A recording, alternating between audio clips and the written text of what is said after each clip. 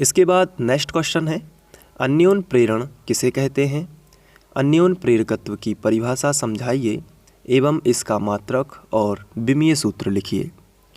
तो क्वेश्चन के अनुसार सबसे पहले हम अन्योन प्रेरण की घटना समझेंगे और फिर उसके बाद हम अन्योन प्रेरकत्व को समझेंगे और अन्योन प्रेरकत्व के अनुसार ही हम इसका मात्रक बनाएंगे और इसका विमीय सूत्र लिखेंगे।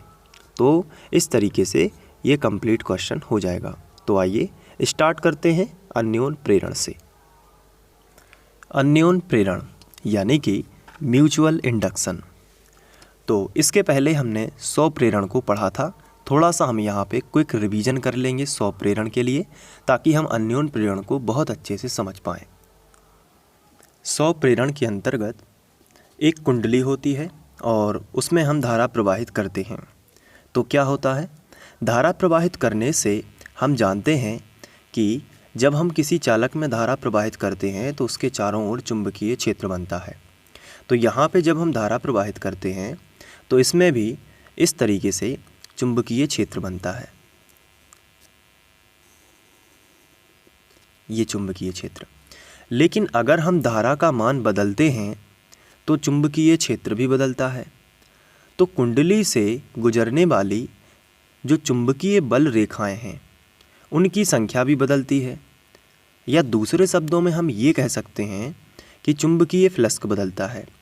और जब भी समय के साथ में चुंबकीय फ्लक्स बदलता है यानी कि d∅dt होता है, तो फैराडे के द्वितीय नियम से, ये फैराडे का द्वितीय नियम है कि E बराबर -d∅dt, यानी कि अगर फ्लक्स में परिवर्तन होगा तो वहाँ पे विद्युत वाहक बल उत्पन्न होगा। और यहाँ पे वैसा ही हो रहा है। यहाँ पे धारा बहाते हैं I।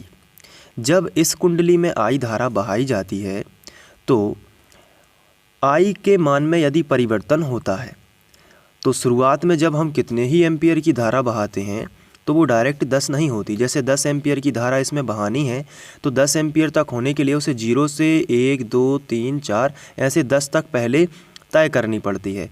फिर पहले 1 एम्पियर होगी, फिर 2 एम्पियर, इसके बाद वो जाके 10 एम्पियर होती है। तो यहाँ से 1 से लेके 9 तक जो धारा परिवर्तन होता है उतने समय में चुंबकीय फ्लक्स भी परिवर्तित हो जाता है। फिर उसके बाद हम कह सकते हैं कि वो 10 एम्पियर हो जाती है तो स्थिर रहती है। इसलिए जब हम परिपथ को चालू करते हैं उसी समय प्रेरित धारा थोड़े समय के लिए आती है और फिर गायब हो जाती है। ऐसा इसलिए होता है क्योंकि जब हमने 10 एम्पियर की धारा इसमें दी तो डायरेक्ट 10 एम्पियर नहीं हो गई, वो 0 से चल के पहले 0 हुई, फिर 1 हुई, फिर 2 हुई, फिर 3, फिर 4, फिर 5, 6, 7, 8 और 9 और फिर जाके वो 10 एम्पियर हुई। विक्षेपक, जब हम अमीटर की विक्षेपक सुई देखते हैं तो उसमें भी हम देखते हैं कि विक्षेपक जो तार है या सुई है वो ऐसे जाती है, तो इस तरीके से फिर 10 एम्पियर होती है। तो हम कह सकते हैं कि धारा शुरुआत में जैसे ही स्विच ऑन किया है तो वो 0 से लेके 1 2 3 4 होते हुए 9 तक चलती है। तो शुरुआत में धारा के मान में परिवर्तन अपने आप ही हो जाता है। तो जब परिवर्तन होता है तो चुंबकीय फ्लक्स भी चेंज होता है। कुंडली से जो बद्ध चुंबकीय फ्लक्स है उसमें परिवर्तन होता है। तो हम कह सकते हैं कि जब यहाँ पे कुंडली से बद्ध चुंबकीय फ्लक्स में परिवर्तन होता है तो इसी कुंडली में फैराडे के नियम से जब फ्लक्स में परिवर्तन होगा तो प्रेरित विद्युत वाहक बल भी उत्पन्न होगा। तो इसी कुंडली में अपोजिट डायरेक्शन में एक प्रेरित विद्युत वाहक बल E उत्पन्न होता है और E के कारण ही इसमें प्रेरित धारा I उत्पन्न होती है। तो उसी कुंडली में उत्पन्न होती है, इसलिए स्वप्रेरण, स्व मतलब अपने आप में ही, तो स्वयं में ही प्रेरण हुआ है। स्व मतलब स्वयं में ही प्रेरण हुआ है, इसलिए इसे स्वप्रेरण यानी कि सेल्फ इंडक्शन कहते हैं। लेकिन जब हम इसमें धारा का मान और यदि परिवर्तित करेंगे, धारा का मान बढ़ाते जाएंगे तो क्या होगा कि ये फ्लक्स दूर तक फैलता है ऐसे, यानी कि इसका जो चुंबकीय क्षेत्र है ये दूर तक बनेगा इस तरीके से। अब जब दूर तक बनेगा तो अगर हम इस केस में देखें, अन्योन प्रेरण के केस में, यहाँ पे कोई दूसरी कुंडली यदि रखें, जैसे कि इस चित्र में आप समझ सकते हैं, पहली कुंडली है जिसमें हम धारा बहाएंगे, इसमें कोई धारा नहीं बहाएंगे, इसमें केवल गैल्वेनोमीटर लगा हुआ है जिसमें हमें धारा यदि इसमें आएगी कहीं से तो वो हमें केवल पता चलेगी। तो गैल्वेनोमीटर धारा को केवल बताएगा, यदि अल्प विक्षेप भी होगा तो हम समझ जाएंगे कि इसमें धारा है। इसका विक्षेप होगा। तो अगर ये जो पहली कुंडली है इसमें हम धारा दे रहे हैं बैटरी के माध्यम से, तो जब धारा देंगे तो क्या बनेगा, चुंबकीय क्षेत्र, जैसा कि हम लोगों ने स्वप्रेरण में अभी अभी समझा है। तो इस तरीके से चुंबकीय क्षेत्र बनेगा। ये देखिए, ये चुंबकीय क्षेत्र बनेगा। फिर धारा का मान लगातार बढ़ाते जाएंगे या परिवर्तित करेंगे तो ये चुंबकीय क्षेत्र भी बढ़ता जाएगा या परिवर्तित होता जाएगा इस तरीके से, और इसका दायरा भी बढ़ता जाएगा। ये देखिए ऐसे। तो अब क्या होगा कि ये जो कुंडलियां हैं, ये जो परिनालिका है, इससे लाइंस जो हैं, चुंबकीय बल रेखाएं जो हैं वो टच होने लगेंगी इससे, और जब चुंबकीय बल रेखाएं इससे टच होने लगेंगी तो इसके यहाँ पे भी क्या होगा, चुंबकीय फ्लक्स में परिवर्तन होगा। इन कुंडली से जो बद्ध चुंबकीय फ्लक्स है उनमें भी परिवर्तन होगा। तो इसमें भी फिर फैराडे का जो नियम है वही होता है हमेशा हर कंडीशन में, d∅/dt, यानी कि कहीं पर भी अगर फ्लक्स में परिवर्तन होगा तो उसमें प्रेरित विद्युत वाहक बल उत्पन्न होगा, जिसके कारण प्रेरित धारा उत्पन्न होगी। तो यहाँ पे तो हम धारा बहा रहे हैं, यहाँ पे हम I धारा इसमें दे रहे हैं, लेकिन उसके पास रखी दूसरी कुंडली में प्रेरित धारा उत्पन्न हो जाती है। कौन सी धारा, प्रेरित धारा उत्पन्न हो जाती है दूसरी कुंडली में, लेकिन और यहाँ पे भी होती है क्योंकि इसके भी फ्लक्स में परिवर्तन है। तो उसी एक ही कंडीशन में जब हम अन्योन्य प्रेरण को पढ़ते हैं तो हम अन्योन्य प्रेरण की बात करते हैं, लेकिन होता यहाँ पे भी एक प्रेरित धारा उत्पन्न होती है। तो अन्योन्य प्रेरण की घटना में स्वप्रेरण अपने आप ही होता है, क्योंकि यहाँ पे इस जो कुंडली है, ये परिनालिका है, इसमें भी फ्लक्स में परिवर्तन हो रहा है। ये जो कुंडली है इसमें भी फ्लक्स में परिवर्तन हो रहा है, इसलिए स्वप्रेरण होता है। लेकिन इसके पास दूसरी कुंडली जो रखी है उसमें भी प्रेरित धारा उत्पन्न हो रही है। तो दूसरी कुंडली में तो हम कहेंगे अन्योन्य, अन्य यानी क्या होता है, दूसरी। तो दूसरी कुंडली में प्रेरित धारा उत्पन्न हो जाती है और इसे हम अन्योन्य प्रेरण कहते हैं या म्यूचुअल इंडक्शन कहते हैं। तो जब किसी कुंडली में बहने वाली धारा के मान में परिवर्तन किया जाता है, जब किसी कुंडली में बहने वाली धारा के मान में परिवर्तन किया जाता है तो उसके पास रखी दूसरी कुंडली में प्रेरित धारा उत्पन्न हो जाती है। इस घटना को अन्योन्य प्रेरण कहते हैं। आप चाहें तो इसका और डीपली भी लिख सकते हैं। क्या लिखोगे कि जब किसी कुंडली में धारा के मान में परिवर्तन किया जाता है तो उसके पास रखी दूसरी कुंडली से बद्ध चुंबकीय फ्लक्स में परिवर्तन होता है। उसके पास रखी दूसरी कुंडली में, ये उसके पास रखी है ना, ये दूसरी कुंडली है, तो इससे बद्ध जो चुंबकीय फ्लक्स है उसमें परिवर्तन हो, क्योंकि इसका जो चुंबकीय क्षेत्र है वो बढ़ता जाएगा। तो यहाँ पे जो दूसरी कुंडली रखी है उससे ये जो चुंबकीय बल रेखाएं हैं ये टच होती जाएंगी। तो क्या होगा, लगातार इसमें कुंडली लगी है, इससे बद्ध चुंबकीय फ्लक्स में क्या होगा, परिवर्तन होगा। तो हम कह सकते हैं कि जब किसी कुंडली में धारा के मान में परिवर्तन किया जाता है तो उसके पास रखी दूसरी कुंडली से बद्ध चुंबकीय फ्लक्स में परिवर्तन होता है, जिससे फैराडे के नियम अनुसार उसमें प्रेरित विद्युत वाहक बल उत्पन्न होता है। यहाँ से अगर फ्लक्स में परिवर्तन होगा तो उसमें प्रेरित विद्युत वाहक बल उत्पन्न हो जाता है, जिसके कारण दूसरी कुंडली में प्रेरित धारा उत्पन्न हो जाती है, और इस घटना को हम अन्योन्य प्रेरण कहते हैं। तो इसकी डेफिनेशन जो है वो याद हो गई होगी आपको। किस तरीके से होगी डेफिनेशन, ये देखिए, अन्योन्य प्रेरण जब किसी कुंडली में प्रवाहित होने वाली धारा के मान में परिवर्तन किया जाता है। तो किसकी बात हो रही है, इस वाली कुंडली की। तो इसमें प्रवाहित धारा के मान में क्या कर रहे हैं, परिवर्तन।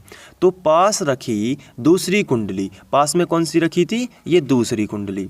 तो पास रखी दूसरी कुंडली से बद्ध चुंबकीय फ्लक्स में क्या होता है, परिवर्तन। तो अगर पास रखी दूसरी कुंडली से बद्ध चुंबकीय फ्लक्स में परिवर्तन होता है तो अन्योन्य प्रेरण, और उसी कुंडली से बद्ध चुंबकीय फ्लक्स में परिवर्तन होता है तो स्वप्रेरण। बस इतनी सी बात है यहाँ पे। तो जिससे प्रेरित धारा उत्पन्न होती है और इस घटना को अन्योन्य प्रेरण कहते हैं। अब एक बात और आपको याद रखना है, अन्योन्य प्रेरण को हम कैपिटल M से प्रदर्शित करते हैं। अन्योन्य प्रेरण को किससे प्रदर्शित करते हैं, कैपिटल M से। क्यों, क्योंकि इसका नाम है म्यूचुअल इंडक्शन। तो यहाँ पे जो पहला लेटर है इसको उठाया है यहाँ पे, तो अन्योन्य प्रेरण यहाँ पे हो गया। अब इसके अन्योन्य प्रेरकत्व को अब हम समझेंगे और इसका डेरिवेशन करेंगे इसी में। तो ये परिभाषा आपको याद हो जाएगी। तो आपको क्या करना है, जैसे ही ये क्वेश्चन एग्जाम में आता है अन्योन्य प्रेरण किसे कहते हैं, अन्योन्य प्रेरकत्व की परिभाषा समझाइए एवं इसका मात्रक और विमीय सूत्र लिखिए। तो आपको क्या करना है, सबसे पहले अन्योन्य प्रेरण की परिभाषा लिखना है। इस तरीके से अन्योन्य प्रेरण की घटना के बारे में लिखना है, जैसा कि मैंने आपको बताया है। इसके बाद ही आप क्या करोगे, अन्योन्य प्रेरकत्व का व्यंजक करोगे। तो चलिए अब हम स्टार्ट करते हैं। इसके नीचे लिखेंगे, ये डेफिनेशन के नीचे, तो ये थोड़ा सा आपको ध्यान रखना है कि ये हो जाएगा। उसके बाद अब हम यहाँ पे मान लेते हैं कि जो हमारी प्राथमिक कुंडली है इसे कहेंगे प्राथमिक कुंडली और इसे कहेंगे द्वितीयक कुंडली। तो अन्योन्य प्रेरकत्व को समझने से पहले हमें थोड़ी सी भाषा लिखनी होगी। क्या कि माना प्राथमिक कुंडली में या फिर यदि प्राथमिक कुंडली में आई धारा बह रही है तो द्वितीयक कुंडली में जो फ्लक्स होगा वो फाई होगा, क्योंकि हमें अन्योन्य प्रेरण समझना है। तो हम यही लिखते हैं, माना या यदि प्राथमिक कुंडली में कैपिटल आई धारा प्रवाहित की जाए तो द्वितीयक कुंडली से बद्ध चुंबकीय फ्लक्स फाई हो, या फिर होगा लिख सकते हैं भाषा सेट करने के लिए। तो द्वितीयक कुंडली से बद्ध जो चुंबकीय फ्लक्स है वो फाई होगा। तो हम लोग जानते हैं कि जितना ज़्यादा करंट बहाएंगे, जितनी ज़्यादा धारा होगी, उतना ही ज़्यादा फ्लक्स होगा। ध्यान देना है यहाँ पे कि फाई पहले लिखना है और उसके बाद आई लिखना है। अगर आप इस तरीके से लिखोगे आई समानुपाती फाई तो गलत हो जाएगा। ये आपको ध्यान रखना है, पहले फाई, क्योंकि हम फ्लक्स से संबंधित चीज़ें पढ़ रहे हैं जो कि अन्योन्य प्रेरण और स्वप्रेरण में दोनों में समान हमने किया है। तो यहाँ पर इस तरीके से लिखेंगे। और इसका क्या मतलब है, इसका ये मतलब है कि जितनी ज़्यादा धारा होगी उतना ही ज़्यादा फ्लक्स परिवर्तित होगा। अब फाई समानुपाती हटा देते हैं तो एक नियतांक आएगा, और चूंकि अन्योन्य प्रेरण है, अन्योन्य प्रेरकत्व है, तो इसलिए हम इसे m से दर्शाएंगे। म्यूचुअल इंडक्शन के लिए m और I। तो यहाँ से हम m के बारे में लिखेंगे। तो क्या लिखना है, जहाँ m एक नियतांक है, m एक नियतांक है जिसे अन्योन्य प्रेरकत्व गुणांक कहते हैं। तो इस तरीके से आपको लिखना है। इसके बाद हम फैराडे का द्वितीय नियम लगाएंगे। तो हम लिखेंगे परंतु फैराडे के द्वितीय नियम से।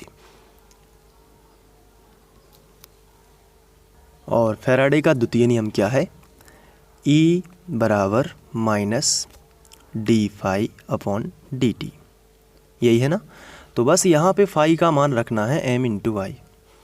तो आगे बढ़ेंगे तो E बराबर minus d upon d t, और phi d upon d t ज्यों का त्यों लिखा, और फाई की जगह पर क्या रखना है, एम आई। तो आप यहाँ पे लिख सकते हो एम आई। ठीक है, तो ये तो समझ में आता है कि फाई की जगह पर रख दिया। अब m चूँकि नियतांक है तो इसको हम बाहर कर देते हैं। तो E बराबर आएगा माइनस एम, तो क्या बचेगा, डी आई बटे डी टी, डी आई बटे डी टी। अब यहाँ पे ये एक इक्वेशन आ गई, लेकिन हम चाहते हैं कि m का जो है वो मान मिले, या m की हमें परिभाषा बतानी है तो क्या होगी। तो अगर हम डी आई बटे डी टी को 1 कर दें तो हम यहाँ पे कंडीशन लगाते हैं कि यदि डी आई बटे डी टी बराबर 1 हो, तो यानी कि एक अंक हो, डी आई बटे डी टी क्या हो, एक अंक। और डी आई बटे डी टी क्या है, डी आई बटे डी टी का मतलब है धारा परिवर्तन की दर। ये देखिए आई क्या है, धारा है, डी शब्द क्या बताएगा, परिवर्तन, और बटे डी टी क्या बताएगा, की दर। तो धारा परिवर्तन की दर, धारा परिवर्तन की दर कैसा हो, एकांक हो। जो यदि धारा परिवर्तन की दर एकांक होगी, इसकी जगह पर 1 रख दीजिए, तो ई बराबर क्या मिलेगा आपको, माइनस एम। तो यही यहाँ पे अन्योन्य प्रेरकत्व यानी म्यूचुअल इंडक्शन की परिभाषा होगी। तो क्या लिखोगे, अतः यदि एकांक प्राथमिक कुंडली में धारा परिवर्तन, क्योंकि धारा द्वितीयक कुंडली में नहीं है, अगर आप चित्र देखेंगे तो भी आपको मालूम हो जाएगा कि प्राथमिक कुंडली में ही धारा है। तो अगर प्राथमिक कुंडली में धारा परिवर्तन की दर यानी कि D I upon d T एकांक हो, तो द्वितीयक कुंडली में जो यहाँ पे द्वितीय कुंडली में जो प्रेरित विद्युत वाहक बल है उसके बराबर होगा अन्योन प्रेरकत्व। देखिए di/dt, तो भाषा क्या लिखोगे, यदि प्राथमिक कुंडली में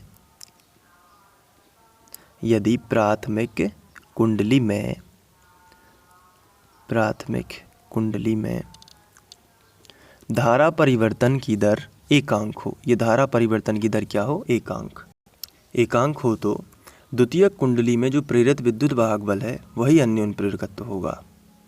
तो इस तरीके से आपको लिखना है, द्वितीयक कुंडली में प्रेरित विद्युत वाहक बल जो है वो अन्योन प्रेरकत्व के बराबर होगा, या फिर आप यहाँ पे लिख सकते हैं अन्योन प्रेरण गुणांक के बराबर होगा, दोनों एक ही बात है। अब हम बनाएंगे इसका मात्रक। तो अन्योन प्रेरकत्व का जो मात्रक है वो कैसे आएगा, तो इसके लिए हमने अभी पढ़ा है कि जो E है वो बराबर है -m di/dt, ये हमने अभी डेरिवेशन किया है। तो अगर इसी डेरिवेशन को हम m का मान बनाना चाहें तो कैसे बनाएंगे, माइनस को इग्नोर कर देना है, मात्रक बनाते समय माइनस प्लस नहीं देखना है। तो क्या आएगा, E बटे, और ये di/dt यहाँ पे m के साथ में गुणा में है तो ये कहाँ आ जाएगा, बटे में, तो di/dt, तो ये dt ऊपर पहुँच जाएगा और ये बनेगा -m के बराबर। अब ये di/dt है तो dt ऊपर पहुँचा देते हैं, तो E गुणित dt बटे di बराबर -m। अब E क्या है, तो आंसर है E तो विद्युत वाहक बल है, और विद्युत वाहक बल का मात्रक होता है वोल्ट, गुणित dt क्या है, तो समय ही है, तो समय का मात्रक क्या होता है, सेकंड, बटे I क्या है, तो धारा है, धारा में परिवर्तन तो धारा ही है, तो धारा है तो एम्पियर में नापी जाएगी, तो एम्पियर बराबर -m। तो अब यहाँ पे हमें पता चलता है कि अन्योन प्रेरकत्व का जो मात्रक है वो होता है वोल्ट गुणित सेकंड बटे एम्पियर, यानी वोल्ट सेकंड प्रति एम्पियर। लेकिन इतना सारा हमें नहीं बोलना है, तो यहाँ पे शॉर्ट बनाया गया है हेनरी। तो जैसे 100 प्रेरकत्व का मात्रक है वैसे ही अन्योन प्रेरकत्व का मात्रक है हेनरी। तो यहाँ पे हम लिखेंगे अन्योन प्रेरकत्व का जो मात्रक है वो हेनरी होता है। तो ये तो हो गया मात्रक। अब बात करेंगे विमीय सूत्र की, तो हम हेडिंग लगाएंगे विमीय सूत्र। अब विमीय सूत्र कैसे निकाला जाता है, तो ध्यान से देखना है। विमीय सूत्र यहाँ से निकालेंगे, वोल्ट मतलब क्या होता है, विभव। तो विभव का क्या होता है मात्रक, तो विभव का सीधा सा मात्रक होता है कार्य बटे आवेश, यानी एकांक आवेश को अनंत से विद्युत क्षेत्र में लाने में किया गया कार्य ही विभव है। तो वैसे हम लिख सकते हैं कि W बटे Q, ये हम लिख सकते हैं, है ना, गुणित सेकंड। तो सेकंड का क्या होता है, सेकंड को हम S से दर्शाते हैं, और बटे एम्पियर को हम A से दर्शाते हैं। तो ये हो जाएगा M का विमीय सूत्र के लिए मात्रक। अब इसको हम हल करेंगे तो विमीय सूत्र आ जाएगा। देखिए W क्या होता है, ml2t-2। W का यही होता है ना, ml2t-2। कैसे आता है, कार्य का होता है।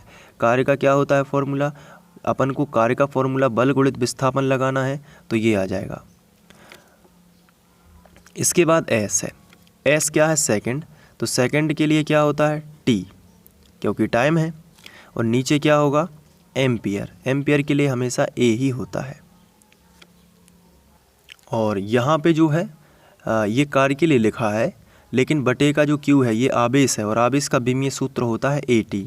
तो ये बटे में है, इसलिए मैं यहाँ पे बटे में ही लिख देता हूँ A और T। तो देखिए फिर से देख लीजिए, जो W है इसका होता है ml2t-2। ये सेकंड है, तो सेकंड के लिए टाइम है, चूँकि सेकंड टाइम है, टाइम का यानी समय का मात्रक है, तो इसके लिए हम विमीय सूत्र में T लिखेंगे। और ये Q जो है, तो Q और A दोनों बटे में है, तो ये दोनों साथ में लिख सकते हैं। तो Q के लिए हम लिखेंगे आवेश का मात्रक AT होता है और धारा का मात्रक A होता है, तो ये A दोनों अब कैंसिल कर देते हैं, तो T से T कैंसिल हो जाएगा, A और A क्या हो जाएगा, A²। तो यहाँ पे हमें मिलेगा ml2t-2 और A² स्क्वायर हो जाएगा, लेकिन ऊपर जाएगा तो माइनस स्क्वायर यानी -2 हो जाएगा। ये देखिए, ये हो जाएगा अन्योन प्रेरक, जो अन्योन प्रेरक है उसका विमीय सूत्र। इस तरीके से ये कंप्लीट हो जाएगा। तो अब आप स्क्रीनशॉट लेकर इसे नोट कर सकते हैं और नोट्स बना सकते हैं, और मैंने नोट्स प्रोवाइड भी कराए हैं आपके लिए, तो अगर आप वहाँ से लिख लेते हैं तो और भी अच्छी बात है। यदि आप नहीं लिख पाते हैं तो यहाँ पे मैं स्क्रीनशॉट आपको दे सकता हूँ। तो पहले क्वेश्चन, और उसके बाद आप अन्योन प्रेरण की परिभाषा, क्योंकि हमसे पूछा गया था कि अन्योन प्रेरण किसे कहते हैं, तो ये आपको परिभाषा लिखनी है और ये हमने समझ ली है। इसके बाद परिभाषा के बाद हम शुरुआत करेंगे यहाँ से। तो ये व्यंजक स्टार्ट हो रहा है यहाँ से पूरा, तो आप वीडियो को पॉज करके नोट कर सकते हैं इस तरीके से। तो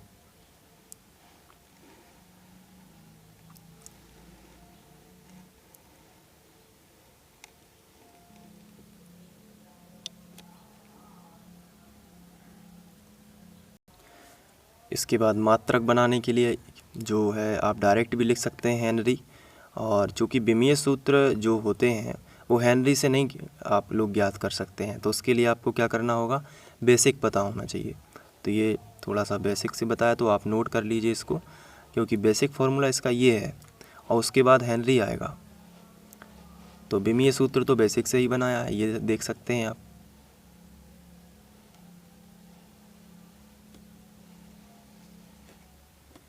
तो अब बस आप इसको नोट करके एक बार प्रैक्टिस कर लीजिए, निश्चित ही ये बनेगा।